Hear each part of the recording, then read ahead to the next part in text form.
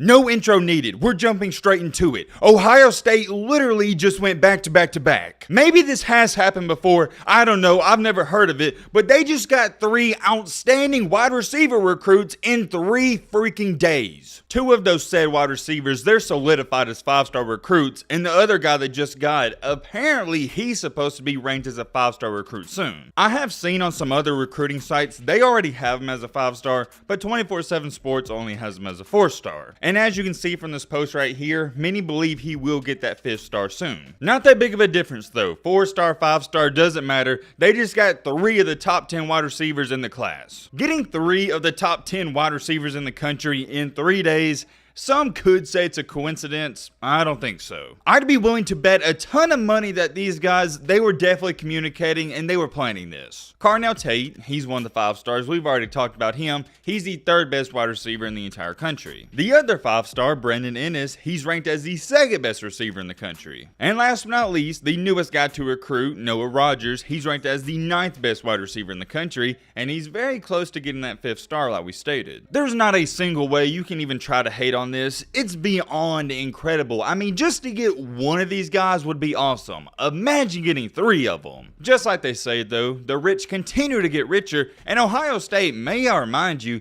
they already have great wide receivers on that team. Most of us know Smith-Njigba. He was a guy who went off in the bowl game, had over 300 yards, and he may be a dark horse for the Heisman, and he's going to have a great year. But they also got the other former 5-star recruit, Jaden Hazelwood, from only a year ago. Oh wait, my bad. I think Jaden Hazelwood, he was a class of 2019, or was it 2020? I don't know. Let me know in the comment section. I can't remember. As I'm editing this video, I have no idea why I said Jaden Hazelwood. I guess I was thinking of Oklahoma for some reason, but I meant Julian Fleming. Anyways, let's get back on with the video. It's crazy to think Ohio State was already deep at the wide receiver position before they got these guys. Here's something interesting though. So on Instagram and Twitter, everybody's saying, oh yeah, Ohio State, they're wide receiver university, no doubt about it. I don't want to say I completely disagree with that statement, but I don't agree with it like most people.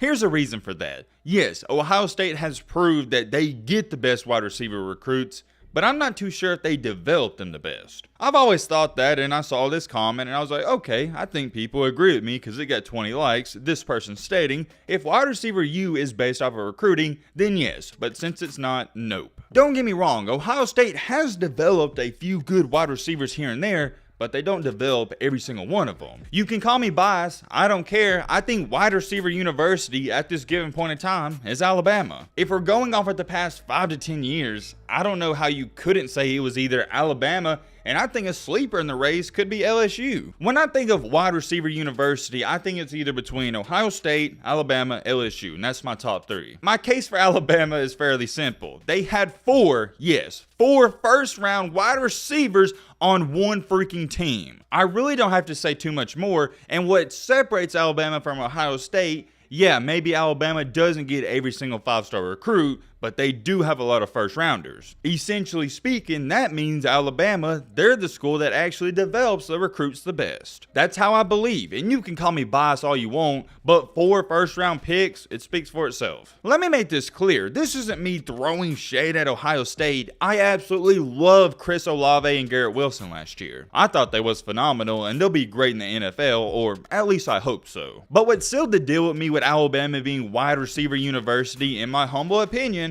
is how they took an Ohio State wide receiver who didn't play at all and turned him into a superstar. I've said it before, I'm going to say it again. Alabama not only gets great players, but they get the most out of their great players. I think these 3 recruits that just committed to Ohio State, they're awesome, but I'm also willing to bet not all 3 of them is going to be a superstar. I strongly believe you're going to see a similar situation to what happened with Jameson Williams. Maybe 2 out of 3 of them, yeah, they're going to have a great career, but one of them's going to get left out. I want to share this comment with y'all because when I looked at it, I was like, does this guy have a valid point? Joe Mack said, hot take, Ohio State is not as good as people think, bruh, not gonna lie. At most, they are at par with Oklahoma. Gets to the playoff regularly, but continues to crap the bed when they get there. Sure, they got to the Natty in 2020, but they came nowhere close to winning that game. They will continue to get to the semi, but blow it every time. Ryan Day is living off of the success of Urban, and they weren't wrong when they said Ryan Day was born on 3rd base. I'd say he's 2 years away from being on that hot seat for for not being a national champion, Ohio State is a powerhouse, and if you can't win a natty in 5 years after what Urban did for the program, you're mid in a great program. The only thing I have to say to that is, wow, he had some great points and valid points, and really, I can't say he's wrong. Ohio State and Oklahoma, they're more similar than what I never thought about it, but now that he brought it up, they're very similar. This dude nailed it on the dot, and if you don't like what I'm saying, well, I hate to break it to you, he said it, and it's nothing but facts. Ohio State, yeah, they've been getting to the playoff, and yeah, overall they've been good, but in the playoff, they wet the bed. And right now, yes, everybody is content with Ryan Day, but he's only been there a few years. If a couple more years go by and he hasn't won a championship, I think he will be on that hot seat. Ohio State reminds me a lot of Georgia. They're not going to be satisfied with going 10-2, 11-1, 12-1, and making it to the playoff but never winning a championship. We saw what happened with Georgia and Mark Richt. Yeah, Mark Richt, they were having good years, but they could never break through. It's something to pay attention to. I wouldn't be worried if I'm an Ohio State fan, and I'm not worried for him right now, because I really don't know what to think about Ryan Day just yet. I got to see a couple more years out of him. Can he take Ohio State back to the promised land? I guess we'll have to wait, and we'll have to see. Last but not least, before we end off this video, I do want to address this because I found it really funny, and it's also even better news for Ohio State. We just talked about how Ohio State got 3 4- and 5-star recruits within the past 3 days, one of those being Noah Rogers. Well, recently, they've already had a 4-star recruit commit to them, and he goes by the name of Bryson Rogers, not Noah, Bryson. Their last names are spelled differently, and I don't think they're related whatsoever. Bryson isn't highly regarded as the other 3 guys who just committed, but he's still a 4-star recruit. I know, it's such a terrible pickup, right? Ohio State got a mid-tier 4-star recruit. That just goes to show you how outstanding their wide receiver class is. Anyways, Bryson Rogers, like I said, he's been committed to Ohio State for a while now, and many anticipated with all these new guys committing there, and they're supposed to be better, he's going to decommit. Or not decommit, let me word that a better way.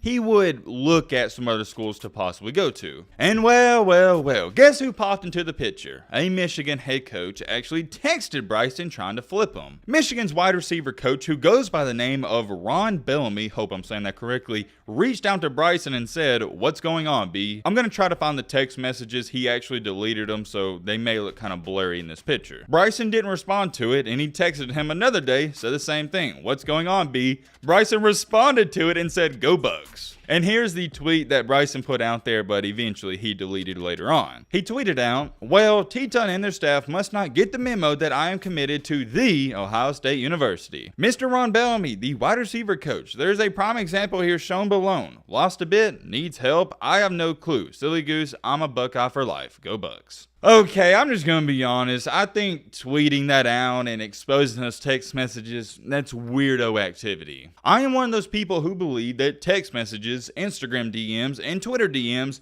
those aren't supposed to be leaked out. Those are direct messages between you and whoever else. And especially text messages. If you leak out text messages to the entire world, I just don't like it. I just think it's weird. I think it's supposed to be between you and that other person. But in 2022, I guess people feel the need to expose people. And I get it. I really do. He was probably trying to be funny and crack a joke about it.